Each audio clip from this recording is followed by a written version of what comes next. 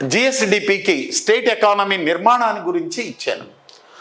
ఆంధ్రప్రదేశ్ ఆర్థిక వ్యవస్థ నిర్మాణంలో వచ్చే మార్పులను విశ్లేషించడానికి ఈ 4 భావనల్లో ఏ భావన ఉపయోగపడుతుంది అని అడిగాను. 4 భావనలు ఉన్నాయి, ఏ భావన ఉపయోగపడుతుంది అని. ఒకటి చూడండి, జిఎస్డిపి వృద్ధి రేటు. చూడండి, ఇది ఈ జిఎస్డిపి వృద్ధి రేటు ఏంటంటే ఆర్థిక వ్యవస్థ యొక్క ఉత్పాదక సామర్థ్యాన్ని సూచిస్తుంది. ఆర్థిక వ్యవస్థ యొక్క ప్రధాన వృద్ధి రేటును సూచిస్తుంది.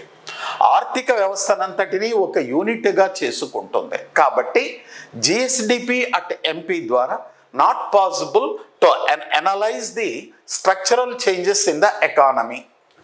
ఎన్ఎస్డిపి అట్ ఎంపీ చూడండి, ఎన్ఎస్డిపి అట్ ఎంపీ కూడా కరెక్ట్ సమాధానం కాదు.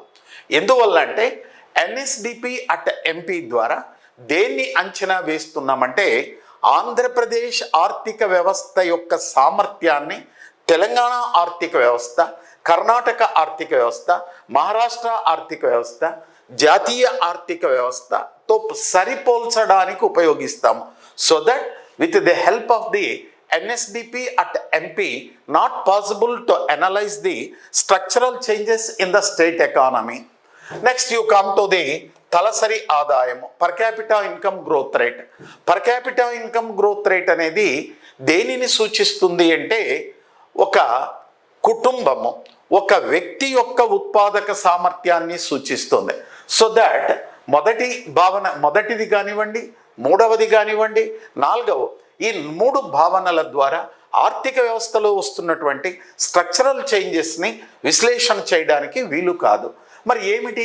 GSVA at MP, gross state value added at basic price. At basic price అంటే ఇది